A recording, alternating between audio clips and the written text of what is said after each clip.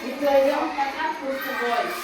হয়তো যে এই টাকা নিয়ে আসো, এই পয়সাটা নিয়ে আসো, এই টাকা পয়সা যদি না আনো তাহলে তুমি থাকতে পারবে না, এই ধরনের প্রচুর অশান্তির শিকার মেয়েটাকে হতে হয়। কিন্তু সেই আইনে কি বলছে যে এরকম ভাবে অত্যাচার অশান্তি কিন্তু মেয়েকে টর্চার করা যাবে না। কিন্তু হ্যাঁ, এর মধ্যে একটা সঠিক যেটা কারণ আছে, কিন্তু মেয়ের বিয়ে কমসে 18 বছর না হলে দেওয়া যাবে না। 18 বছর হবে তারপরে মেয়ের বিয়েটা কিন্তু দিতে হবে সঠিক সময়ে। কিন্তু আমাদের এখানে কি হয়, বেশিরভাগ ক্ষেত্রে চাইল্ড ম্যারেজ হয়ে যায়, 18 বছরের নিচে বিয়ে হয়ে যায়। হয়তো এবার সেই শিকার হয়ে যাচ্ছে কিন্তু আস্তে আস্তে করে মেয়েরা বা বউরা। এখানে অনেক শাশুড়ি আছে বা অনেক মা আছে যাদেরকে এই সমস্যার সম্মুখীন হতে হচ্ছে।